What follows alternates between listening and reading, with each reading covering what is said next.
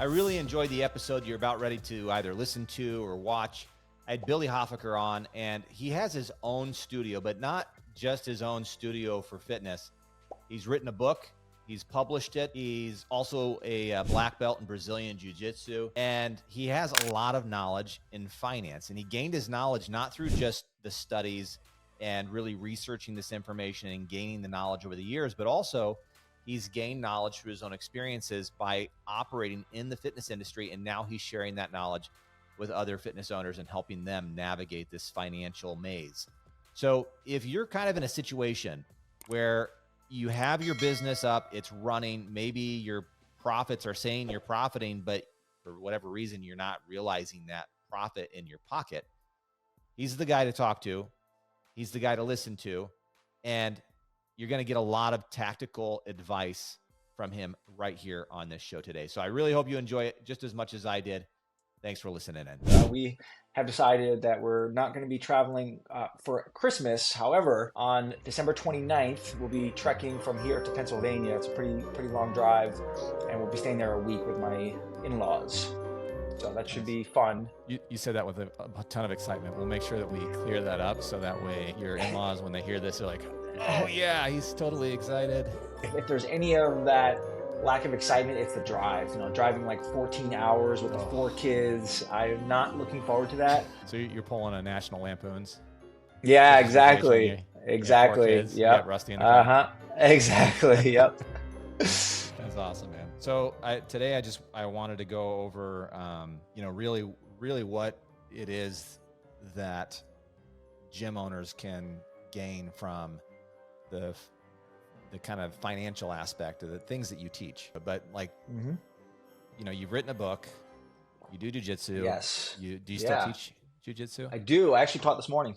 Oh, I'm actually still, I don't know if this will make the reels. It probably shouldn't, but I'm actually still in my little spandex, what do you call it? My Spanx. Yeah. I meant to shower, but I got caught up. I got back. I shared some content. I did 2 things. One was yesterday was a rough day. I told you I had that little glitch with the podcast interview, and then I had a client send me an email canceling. I was putting my kids to bed. I have my 2 youngest, my 3 and 5. And after this really rough day, I'm like, all right, at least I got the family. Everything is good. Life is good, right? I'm putting them to bed, and I'm pretending to be a monster. So I'm like chasing them up the stairs. I'm like, and everything's fine.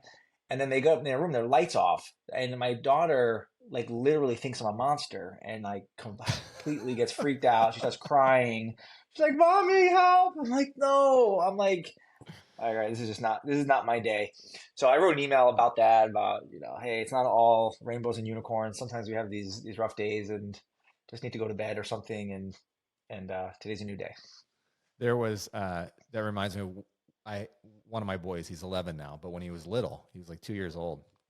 I watched Sesame Street. I don't even know if Sesame Street's on anymore, but I'm sure it is. I stopped watching it. Yep. So Cookie Monster was his thing, and he loved making cookies. Like we would, every couple weekends, we'd make chocolate chip cookies or brownies or something, but cookies were his thing. And we had this little stuffed Cookie Monster, and I rang the doorbell and then ran around the side of the house to come back in so he could go answer the door and he could feed Cookie Monster the cookies.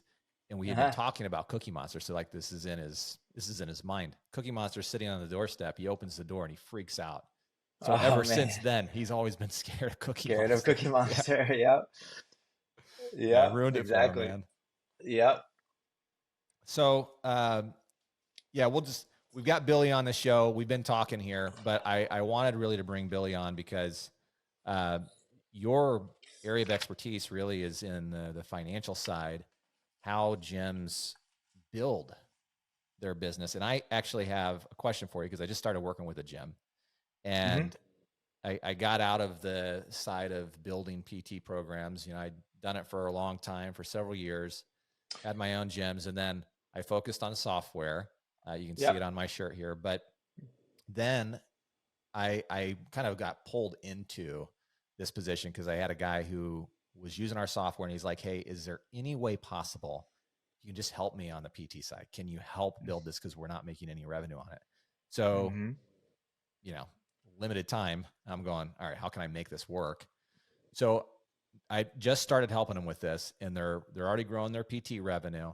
And then one Nice. of the things that I was thinking about talking to you about was, since you have a kind of a group boot camp style model, I wanted to talk about that. And I wanted to talk Yeah. about how I could implement, not just for me, but anybody who's, of course, I'm going to benefit from this. I'm going to try and pick your brain, Yeah. but how I can build this model so that way I can utilize the one-on-one services, right? Because as we know, when you build out businesses, it's about not only the services that you offer, but if you're only offering one thing, it's kind of hard Mm-hmm. to continue to increase revenue. It's like Chick-fil-A, they Mm-hmm. only offer the chicken sandwich.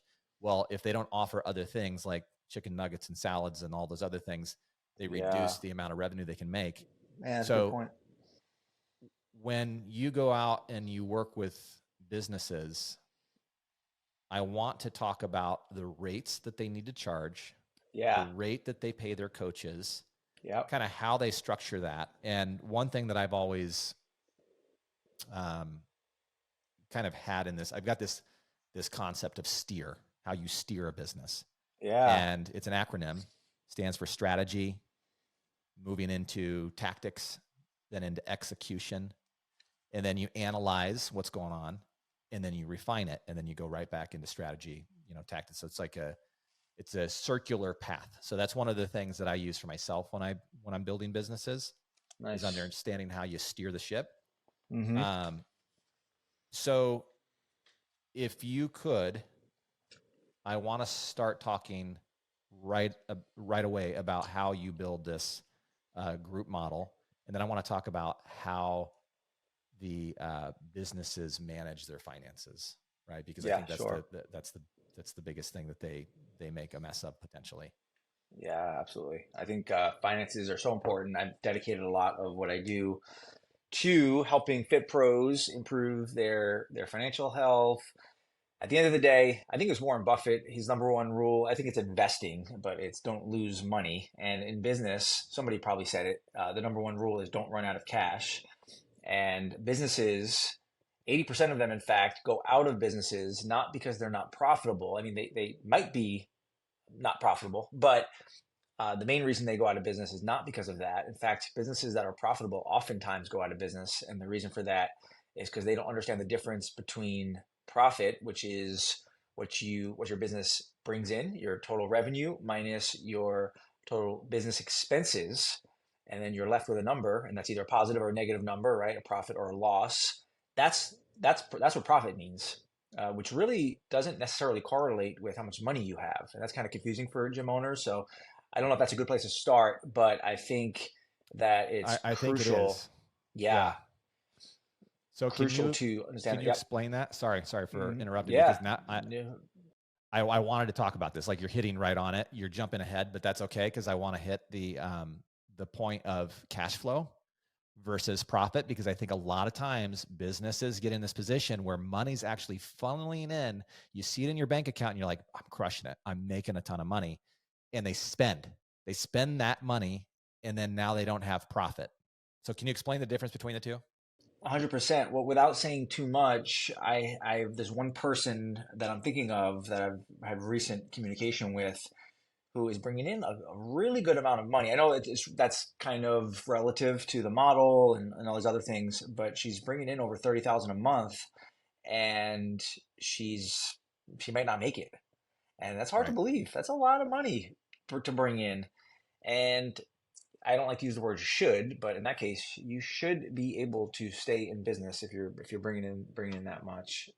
Yeah, so just kind of get those like definition of terms, just to be clear on what profit is. Again, it's revenue minus expenses. That's an accounting term. It's going to be on your profit and loss statement. Hopefully, these terms aren't super foreign to people, but they sometimes They are. are. Like They I are. am a financial coach, and I have to be careful. It's kind of like the same idea of being a fitness professional, and you have all these terms that are super obvious to you, whether they're scientific or not, like functional training, and we're doing stabilization, and like the average client like even metabolism, like that's such an Right. obvious word, right? For someone who's educated in fitness, but for the client, like they have no clue what that means. They just like they see it somewhere on Instagram, It's a word. and that's a Yeah, it's just a yeah, it's a word that word. exists. Yeah. Yeah.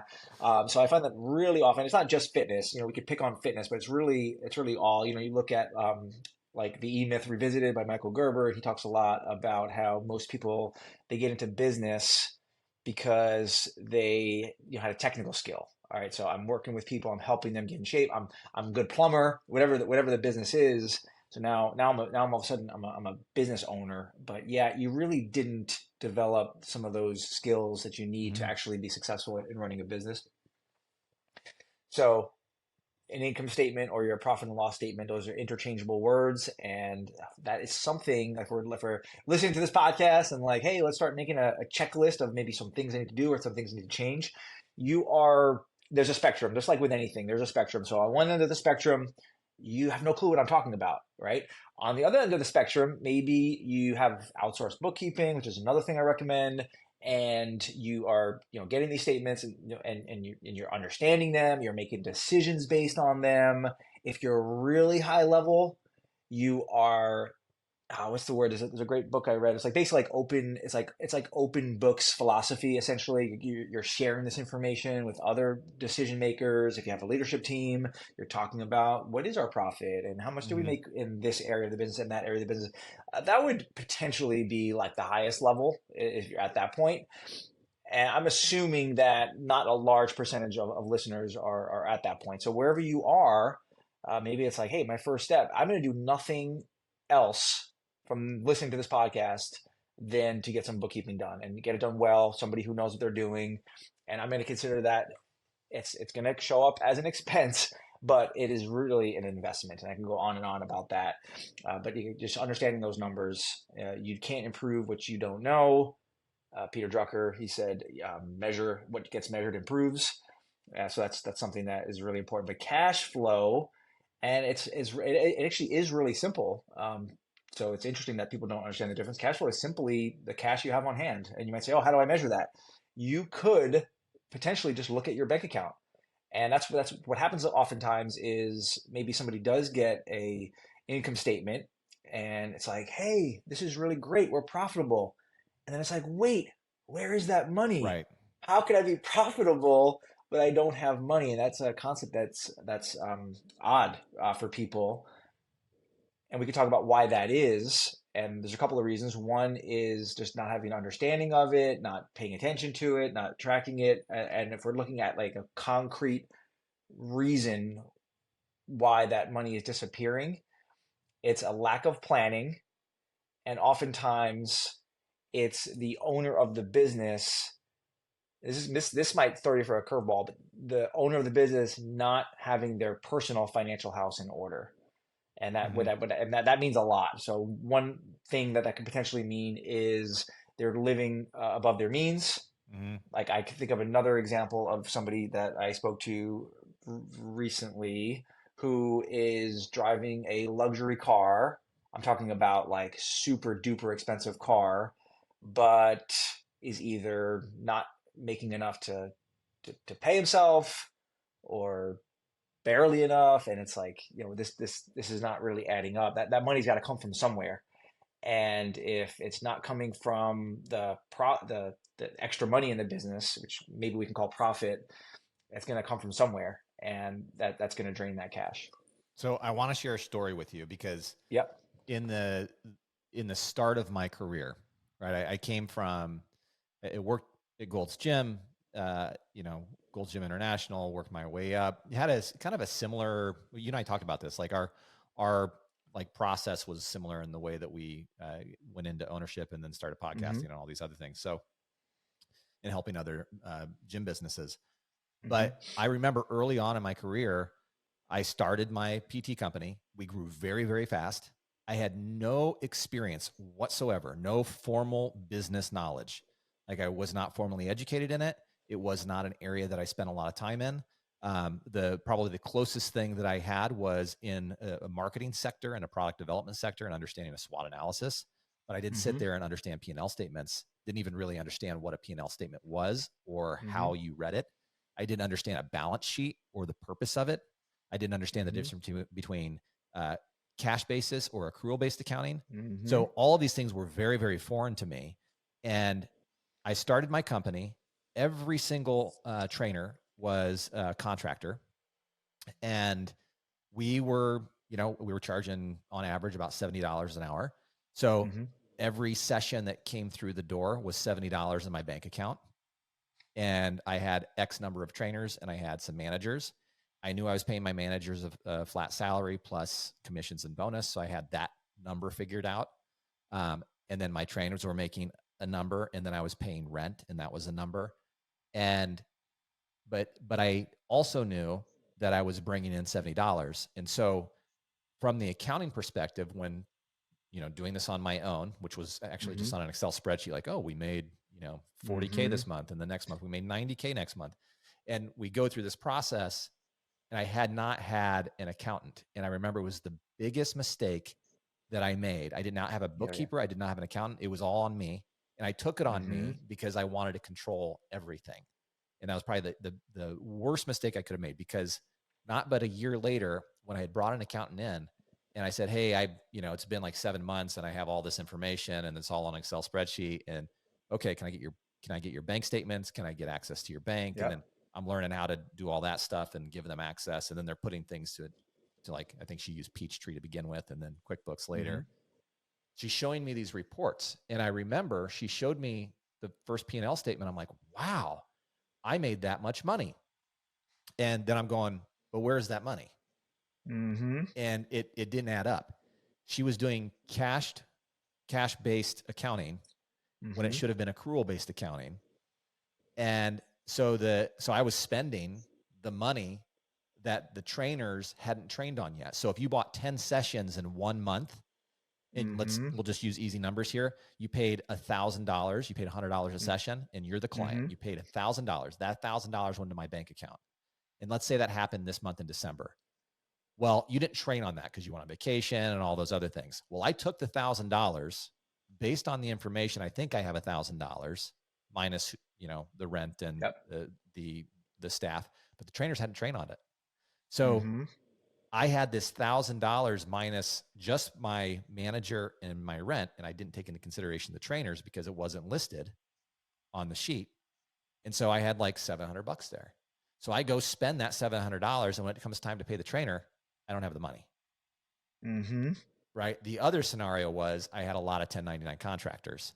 And so shortly thereafter, I got dinged with a $250,000 payroll tax because I didn't know they needed to be employees. Yep. I was treating them like Mhm. employees, didn't know they needed to be. So I want you to dive into that, because I feel like those are things that get missed when people start their business.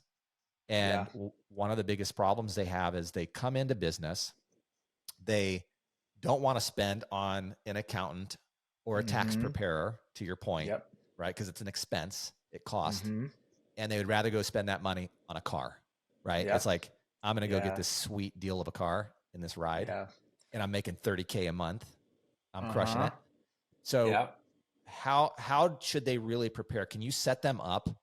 Like, can you kind of walk through the setup that they should have, and who they should be talking to, so that way they can get their stuff figured out? Yeah, it's really interesting. I have my own story similar to that. I could share it. I have a story similar to that where I have this personal background of financial trouble, and a lot of that was either like a previous business or not business at all. It was student loans, and I had a loan with a family member, and this goes back to our real wake up call where we got our car repossessed, and I realized I gotta figure this money Got to stuff figure out the money because thing out. Yeah. yeah, this is gonna be a long road. The blessing in that, obviously, A is what I'm doing now, but B is that I knew to be very careful with business, which some people could argue that that's a downside. I'm super conservative. I'm conservative in some ways. Hmm. I'm risky in other ways, but I'm conservative when it comes to anything with leverage, that kind of thing, which worked out well for me, growing that way. So that's one thing I did have on my side. With that said, I did try to skimp. So what I'm doing now is I'm basically sharing my experience.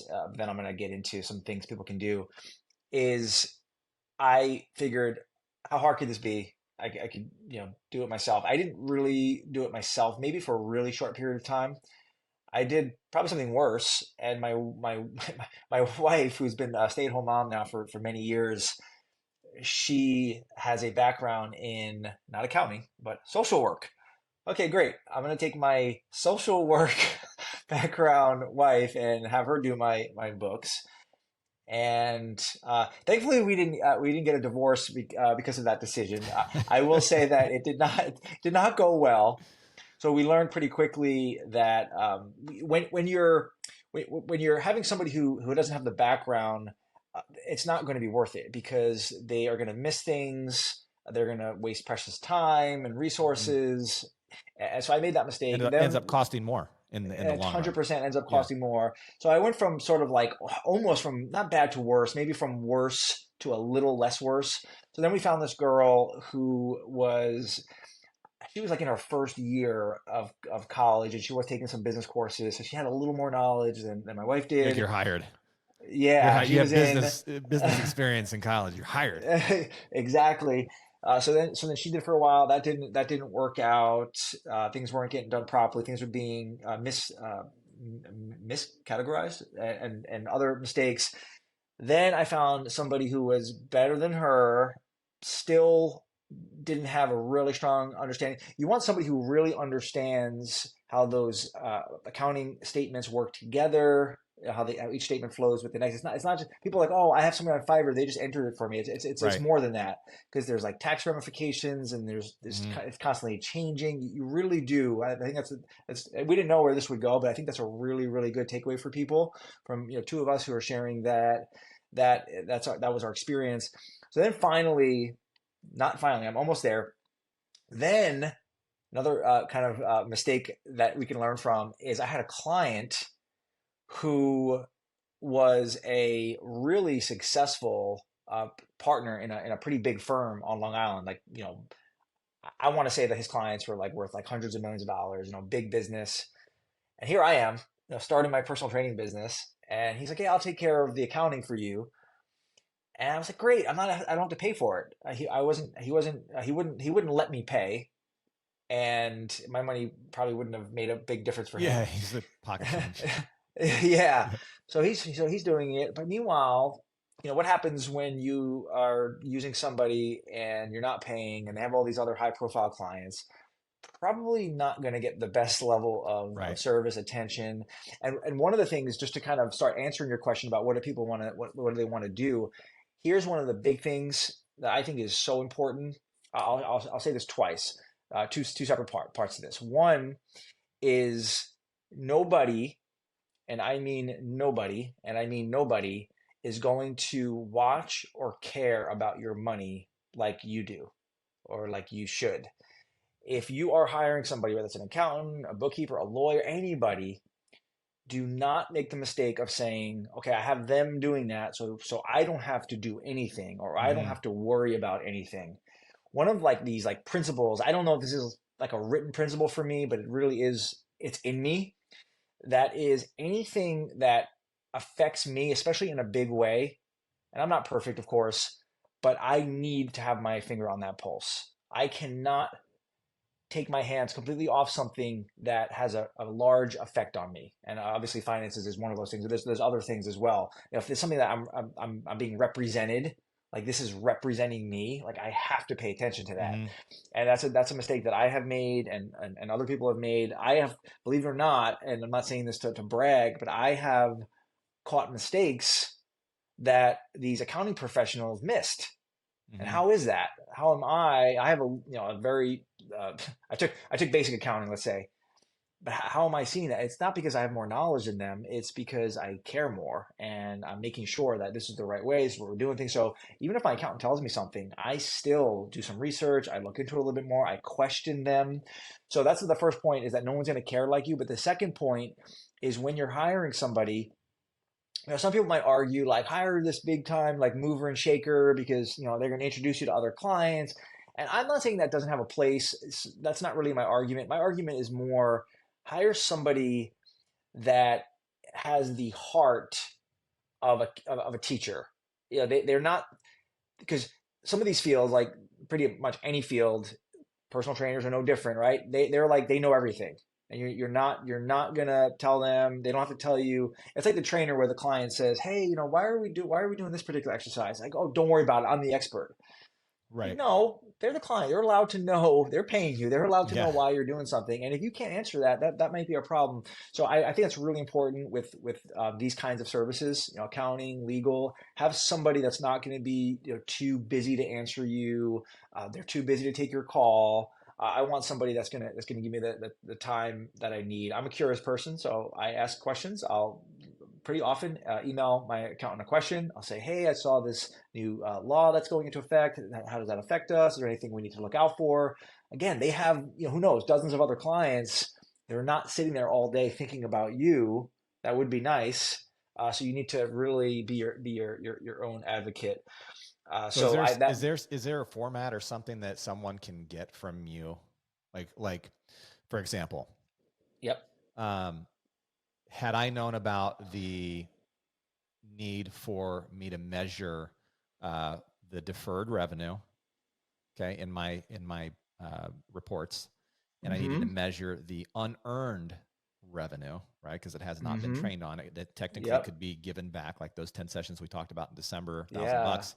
Technically, in January, if somebody said, I want a refund, or they do a chargeback or a return, whatever, right? Mm-hmm. Now I'm further in the hole.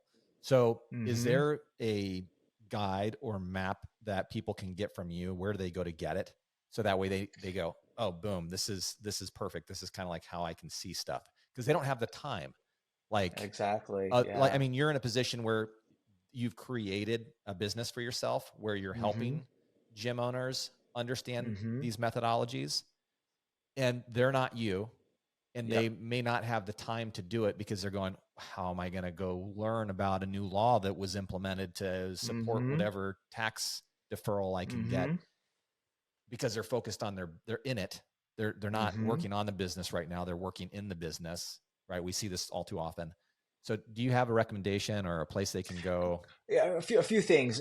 One is I did create this report. It's called, I believe it's called "Finding the Hidden Money in Your Business," where we talk about more of some of these things I was saying about what bookkeepers do and Yeah. what you want to look for. How do you know if and when that might be a good idea for you?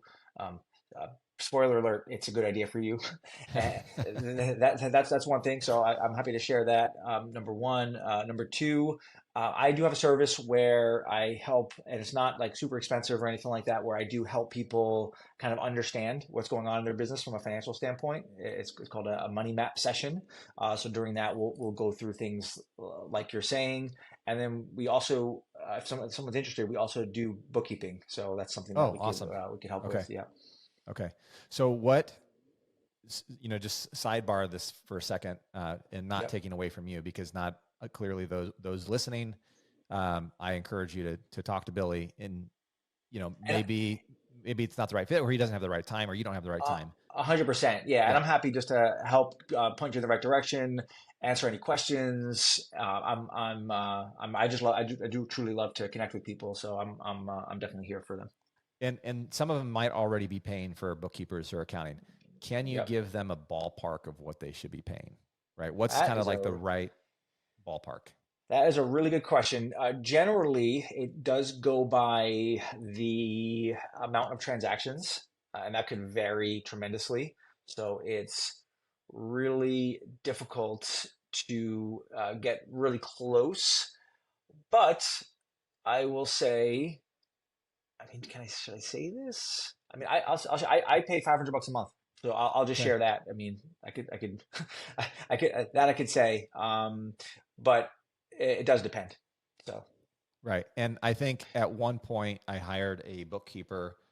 I remember going on, I think it was Upwork, and you don't always find great talent, or hmm people invested in you. She was great. She was probably one of the best bookkeepers I hired, during the time that I had businesses like that. So she was 350, and this was like hmm 5 years ago, and she was yep, 350 a month. And at the time, I think we were doing, like, transactionally, we were probably doing right around 350K a month in revenue. Uh-huh. Yep. And most of it was all PT. So, per transaction, we're looking Mm-hmm. at like, do the math yourself. Per transaction was like 450 per Yep. client. So just divide that out, 350 by 450. So number of That. transactions, $350 a month Yep. is what it cost me. Eventually that Mm-hmm. went up because she was just starting. So Yeah. I think That I sounds like was, a good deal. yeah, it was a good deal. And Yep. I was eventually paying closer to 500 or 600. And Yep. then you have your accountant that does your taxes, Mm-hmm. right? And you got to be prepared for that, because at the end of the Mm-hmm. year, unless you're paying them monthly, Mm-hmm. what would be a reasonable business, because you got your business and you got your personal, unless you Mm-hmm. run your business under your social security number, which I don't advise, and you probably don't either. Mm-hmm. We can talk about that for a second. But I spoke with someone yesterday on EINs, because he called and he said, hey, I want to run everything through Square. I don't have my EIN number. I go, Mm-hmm. okay, well, it should take like 2 seconds. Just go to the IRS website. And he said, Mm-hmm. well, I have somebody preparing it for me. And I talked to him like 2 weeks ago. And, it's like, well, they paid for this service. An EIN number doesn't, I don't even think it costs anything, does it? I think you just I don't think register so. for an EIN number. Yeah. So, you know, what should they be paying for a tax accountant on their business side? Again, it Tax varies so preparer, much. tax preparer. Yeah. Yeah, it varies so much. It's hard to say. Okay. Um, Yeah. so what I'd like to do is, if you're okay with it, after we get off this podcast, if you could share with me just the links for the that format that you talked about, so Mm-hmm. people can kind of get an idea. Also, a booking link where people Yep. can. Do you have one of like a booking link Yeah, for I a do. consult? I do. I do. Yeah. And if anyone is interested in having a conversation about what they might need, whether that's bookkeeper or even accounting services, even tax prep, I can get a quote for them. Oh, awesome, awesome. That's Hmm. super helpful. Um, all right, so now I want to jump into what I was asking earlier, and I don't even remember if I was recording this when I said this, but I want you to help me build a model for pricing Yeah, that's for good. group. So Hmm. a big component of businesses getting into the game, when you got started, if I recall conversations, you kind of were like going around from place to place doing like at-home training, or training on wheels. Hmm. Um, and then That's you good. work Good memory. uh, and you did some physical therapy. Is that right? I was like a physical therapy aide. I was Okay. originally going that route, and then I Okay. changed directions. So you were building this thing. Eventually, it turned into full-fledged business where you were doing boot camps, and now you have a space that you ended up opening 2 locations, and you're not even physically present because these locations are not in Tennessee. They're in Correct. Yeah, New they're York. Yeah. they're in New York. Yep. So you've built a business to the point, like, this is everybody's dream, right? Build a Hmm. business and be absentee and make money. Um, that only works if you're prepared for it correctly. You've Hmm. got the numbers figured out. Clearly, you do.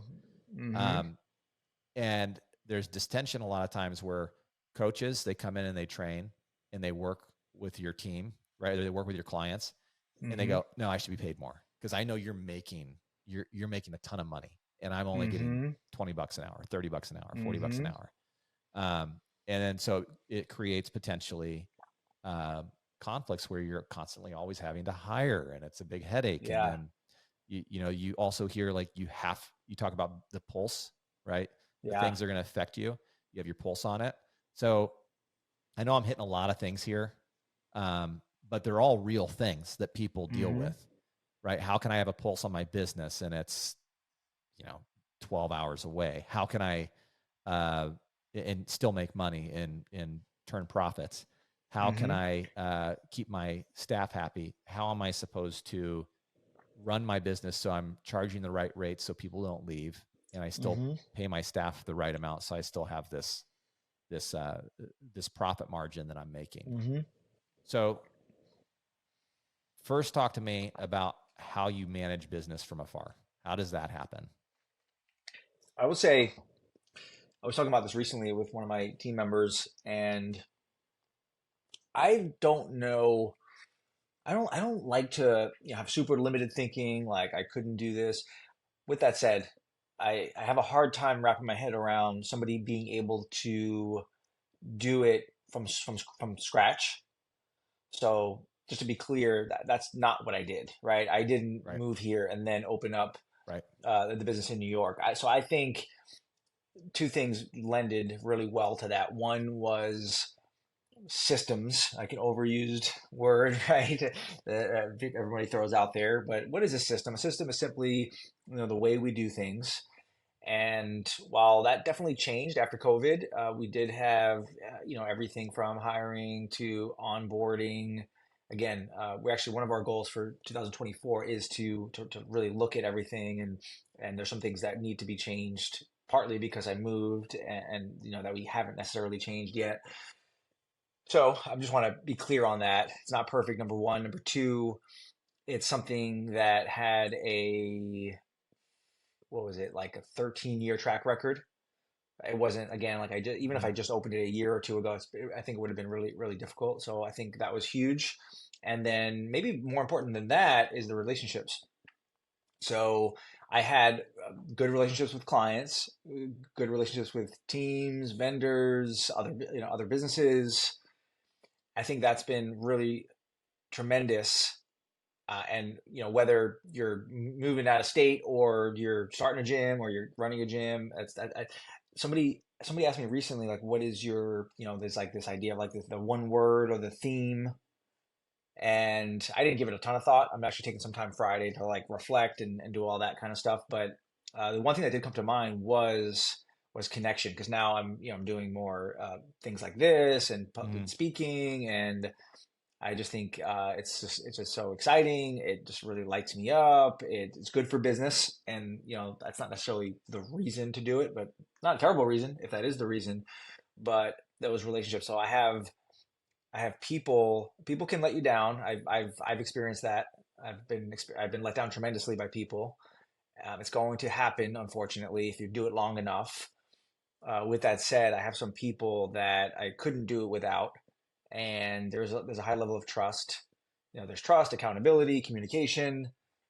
So in short, I think those are the biggest reasons. So the systems, the long-standing relationships, and the I definitely don't want to pat myself on the back and say, oh, it's because of my leadership.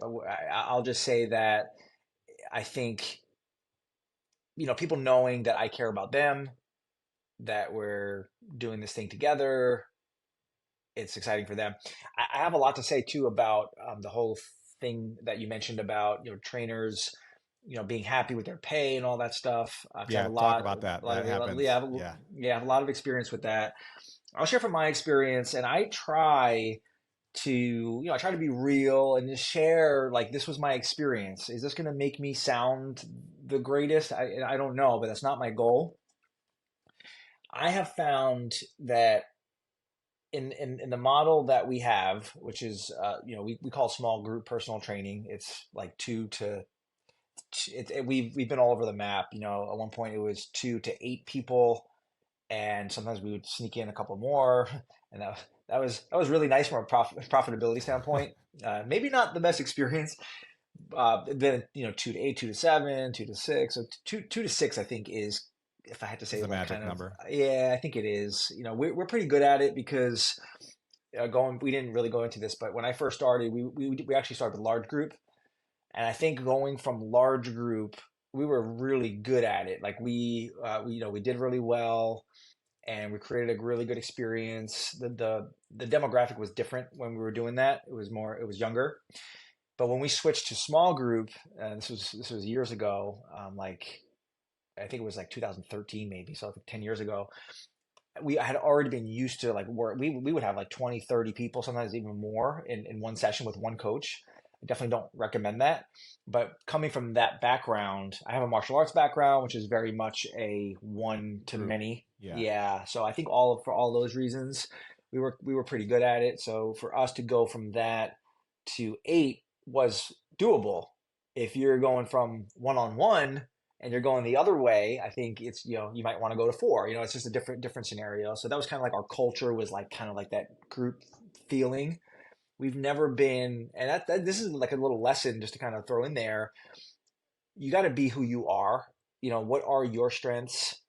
There's, if you want to reference my podcast, we just did one about the 6 critical questions from Pat Lencioni, and they're simple and really effective, but it's just being honest with who you are, what you do, what you're great at.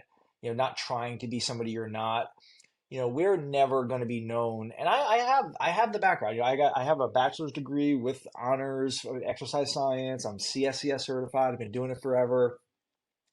Even with all that, we're never going to be known as like this super technical gym that is like the leaders of the cutting edge science. That's like not our thing. It's more of, hey, we provide a comfortable, safe environment for people, and we get them moving. And most of our clients are in their 60s, 70s, and they're really happy. And we don't, we try our best to not be something that we're not. Where other people say, hey, we do all this individual programming and we're doing all these assessments, and we just have, it's hard, right? Because the society tells you you gotta do what everybody else is doing, but I think that's been that's been helpful. Back to the pay. Part of that is not a tangent. Part of that is me sharing that because the coaches that we've done the best with are, they were former clients.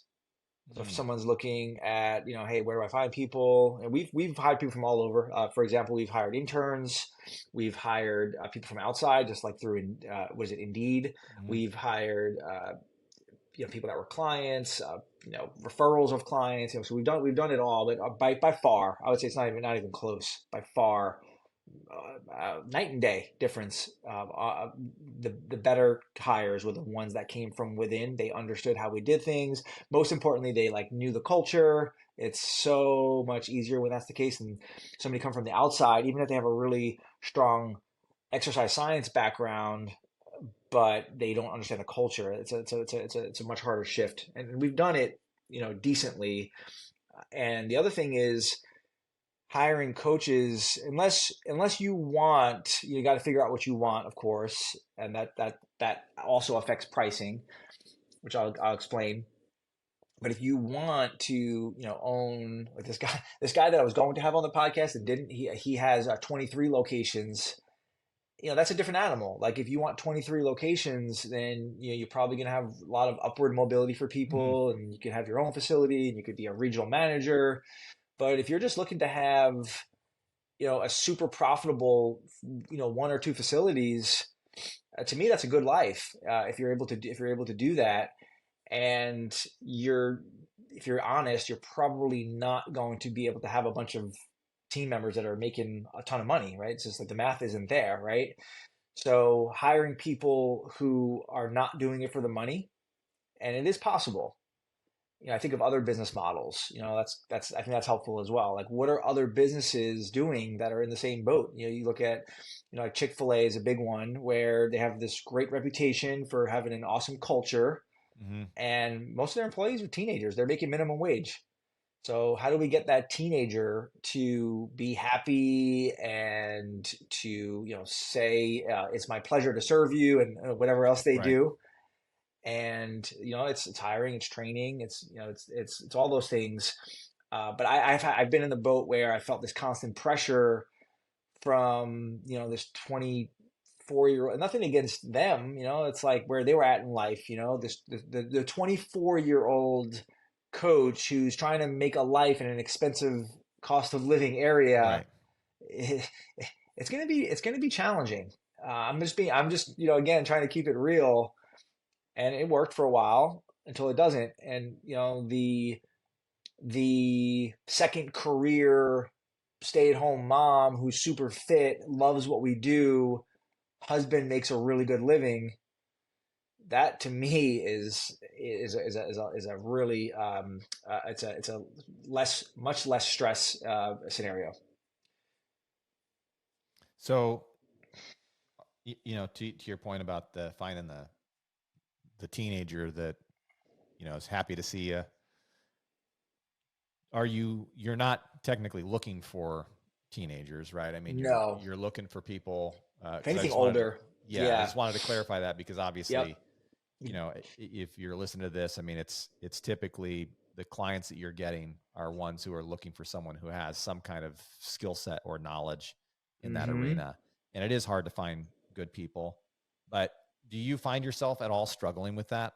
Do you go, man, I live hours away, miles away from my business. Mm-hmm. How do you manage it? Are you traveling back once every X amount of, window? What's that window look like? Yep. Yeah. Do So you see growth? Do you see yeah, growth in your yep, business?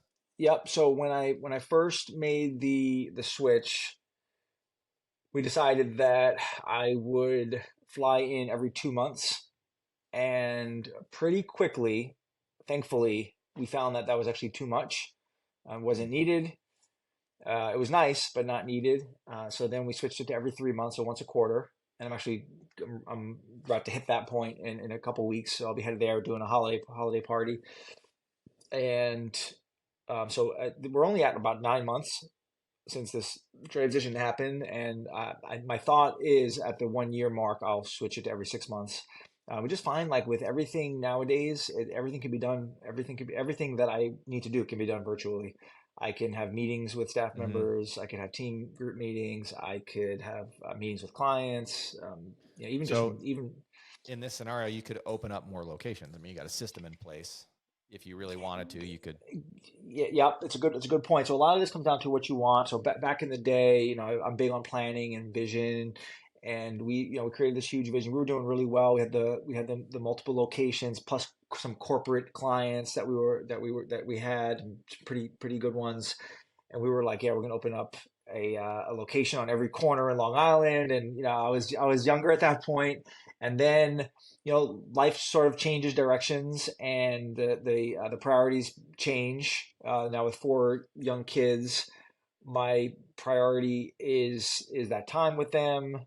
And so we have this whole vision for our family of what we want to see happen. So now I don't think I want to open up more locations. I'm excited about what we're doing there. Maybe expansion at some point, but not really thinking too much into that. But the other passion is this side, is helping helping other people develop businesses where they can get some freedom in their life.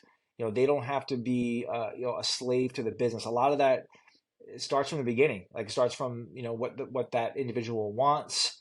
Setting up the systems, and a big part of that is financial.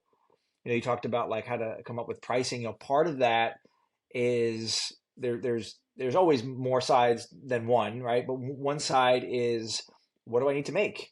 That's like a Mm, simple question that a lot of people never ask. Like, how much do I need to make? Okay, if you need to figure out how much to charge, we got to just back into that. If I need to make, the simple round answer is 100 grand, but maybe it's 50 grand or 60 grand, right? That's what I need to make to put food on the table.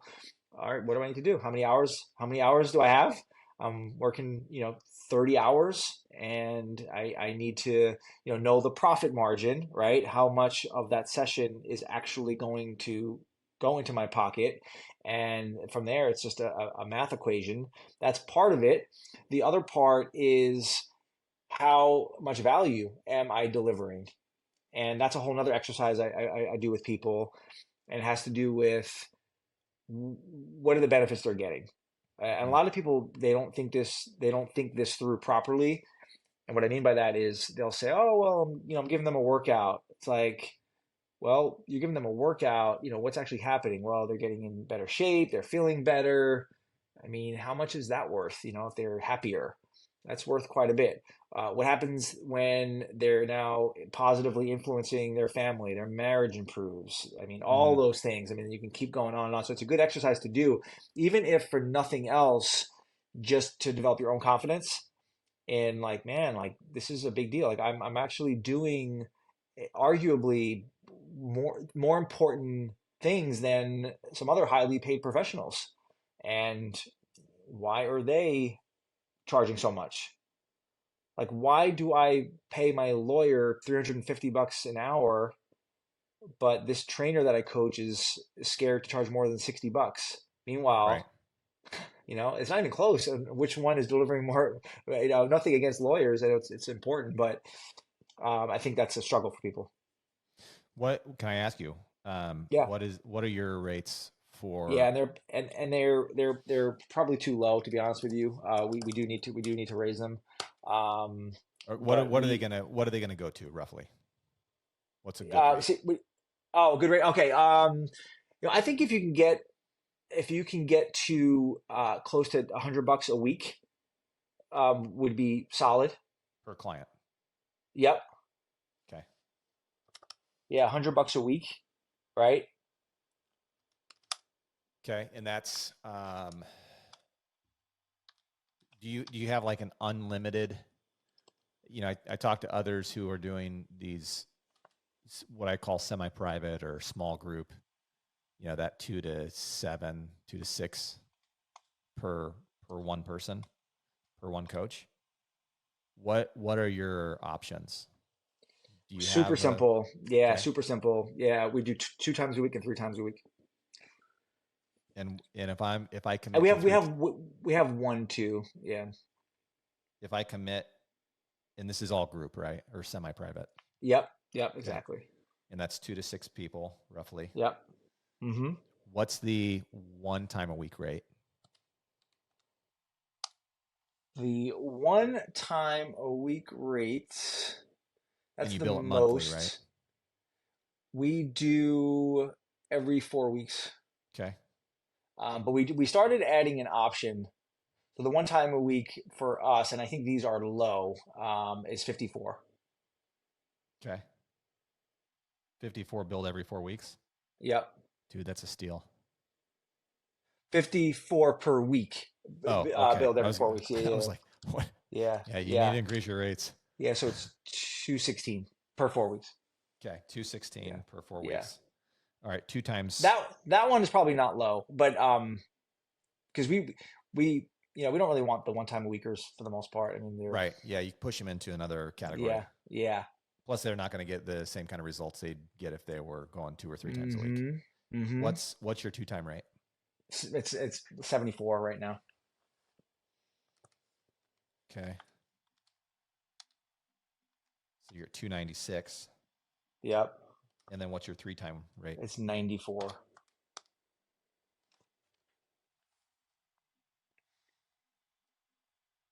376. All right. Do you and so what are you paying your coaches? Um, Because rain. is it a Yeah. percentage or is it a flat? No, no, but I will say that a couple things just to kind of preface this. This model lends itself to the team approach, Mm-hmm. right? It's not like the coaches are coming in and like creating a bunch of programs. They're essentially just coming in and running, running the play that you have set for them. Mm-hmm. So for them, it's really simple and straightforward, and they really like that. We've had people that have possibly have had experience, in other gyms where they have to like get their own clients Yep. or they have to, create their own programs and stuff like that.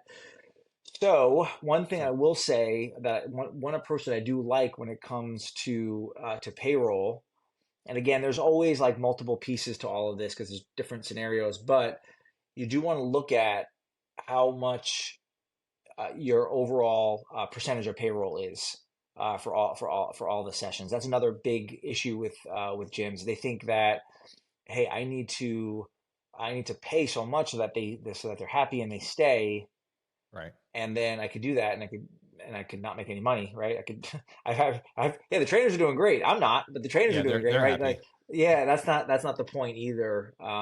So yeah, so our trainers are, I would say, we're hiring clients that are becoming trainers, so we don't they're not getting paid a super high rate. Okay. So did Did you ever bill on a monthly basis? I mean, because the Yep. 4-week basis lends Yep. itself to obviously more revenue. You get 2 Yep. extra cycles in a year. Yep. Yeah, we used to do it monthly. Then we changed to the every 4 week, and then Same rate. So it was like um 396 a month, and then you were like, oh, just let's yeah, switch it yeah, down to 4 weeks. exactly. It's hard to say that because then we've since raised prices. So Right. but at Right. the time it was like That was that. the concept. Yeah. Yeah.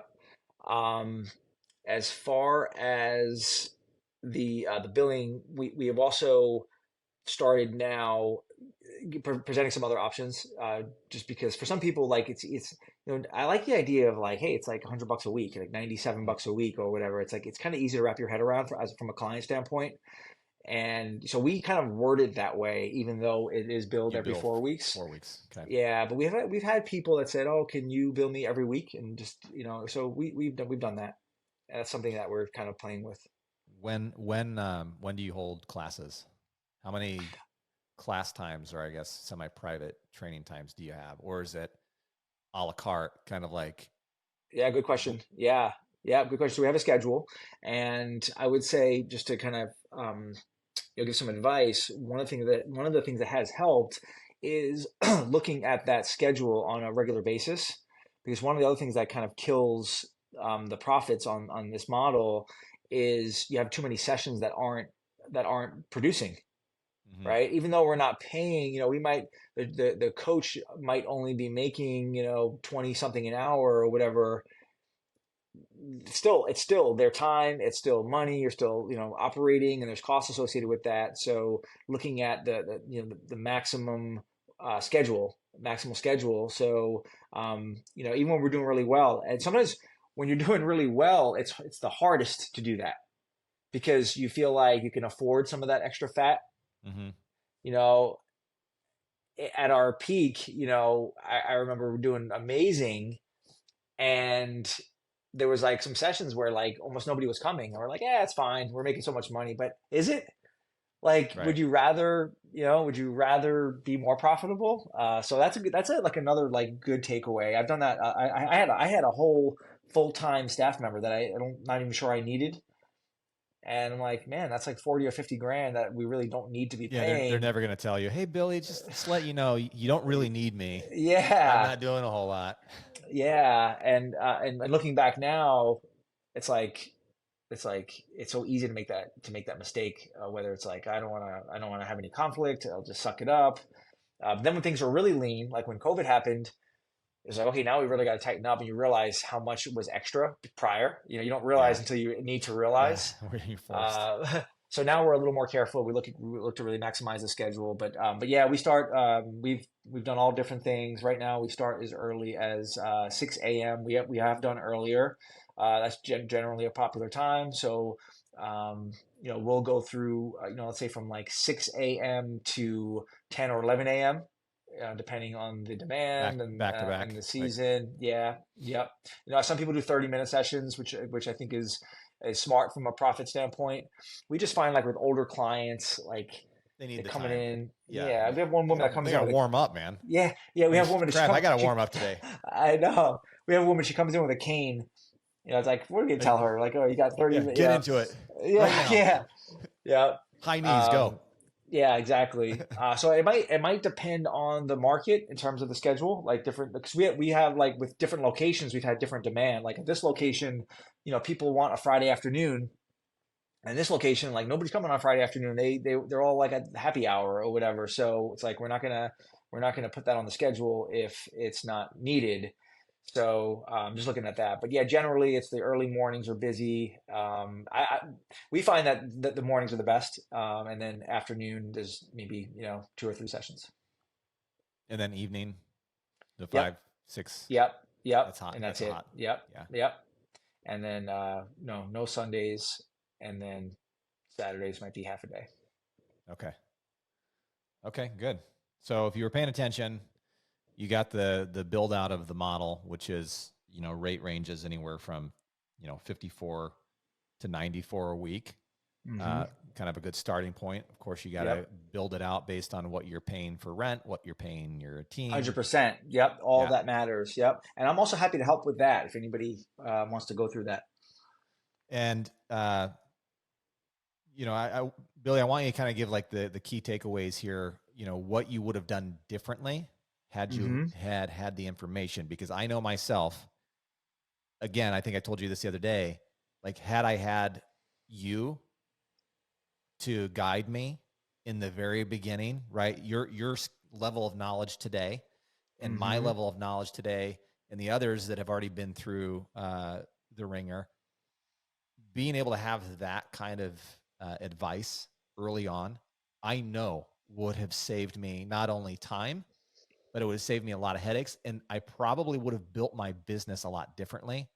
And Mm-hmm. because to your point, I had this vision too, younger, because we were in 5 different states. We had over, nearly 100 locations. I remember flying to Japan and like, talking with a group about operating personal training out of their yacht club. Um, Mm-hmm. and these were like big times for us. And I didn't really, I mean, I was just doing stuff, right? I mean, Mm-hmm. just making decisions that were falling in my lap, right? Just basically taking every opportunity and going, okay, I'll take that one. Yeah, I'll take that one, without thinking of the downside, without thinking of being over leveraged, without thinking of all of those points that you made earlier, and also not having the right people to coach me or to guide me. So what are the things that you would have done differently, so that way those who are listening can go, that's probably something I should be thinking about, right? Because Billy just mentioned this. All right, cool. I'll share a few things. Some of these things I did decently, and I would have, maybe done them better or been Small more, more, refinements. more. Yeah. Yeah, exactly. One is I have benefited tremendously from hiring coaches and mentors. So I definitely encourage that with whatever level you're at. I'm not saying to jump into a $20,000 mastermind if you're just getting Right. started, but look for that. It could be books, it could be some spot coaching. That's helped me tremendously. But with that said, you have to do what you want. People are going to tell you what to do, what you need to do for your business, and I would say listen to it. But ultimately, you know more than you think, and you know more of what you want. Because I made the mistake of like blindly following advice. I'm Mm-hmm. like, wait a second, I didn't really want to do that. I just did it because this other person did it, or they told me to do it. So I think that's something that I would have paid more attention to and done a little bit differently. I love the idea of starting with the personal side. Let's start building the life that you want. And now, thankfully, I am reaping the benefits of doing that because I would say I've done this better sometimes than others. But especially over the last, let's say, 5 or 6 years, I've been really intentional about let's start with the life we want to live, whether that's family, financial, all those different areas, and then that comes first. Too many people they prioritize their business so much, Mm-hmm. their families fall apart. It's like that's not what we Yeah. want. We want to start with what's most important, which are those like really close relationships. Well, Yeah, for one some thing people, it that is their business. That is their yeah, relationship. That's all they got. exactly. Yeah, Unfortunately. yeah. There was the two influences for me on this. One meant both like distance mentors, I would say. One said, "I want success with my family or not at all," which that really resonated with me. And another, this one could make me cry. It was that you are, as a father, you are that's the only role in your life that cannot be replaced is your role to your child as a father. Although most of us don't want to be replaced as a spouse, technically we could, but our children, if we have them, will never be able to find another father. And that really hit me. So it's like really prioritizing those things. And I've talked to people who are older and they have those regrets, and I've always been a little scared of that. I'm driven and I want to do all these things, but I want to make sure that I'm not losing perspective. So again, designing your life and creating the business that supports that life. And then it's never too early to start. Make that decision.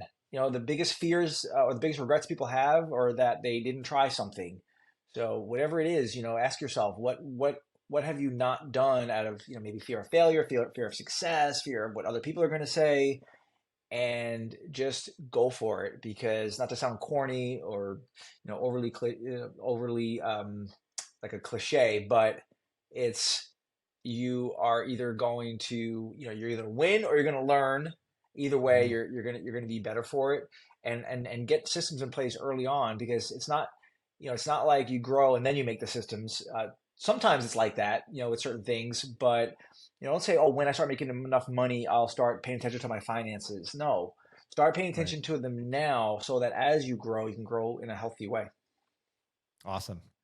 Billy, thank you so much. Everyone listening, I'm going to go ahead and put this information, the pieces of material that you can grab from Billy, as well as the consult link, so you can connect with him. And then he also has a pretty well-known podcast, and I would say that a lot of the material he teaches there as well, which is a good place to go looking for it.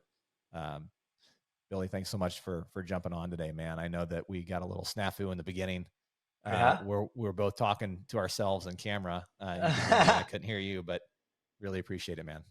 Man, thanks for having me. It was an honor to chat with you. I'm looking forward to some great things together with you, and I hope it was helpful. Let us know if it was something that Absolutely. was helpful for you. To reach out somehow and let us know. Absolutely, man. Hey, I'm going to go ahead and just stop this.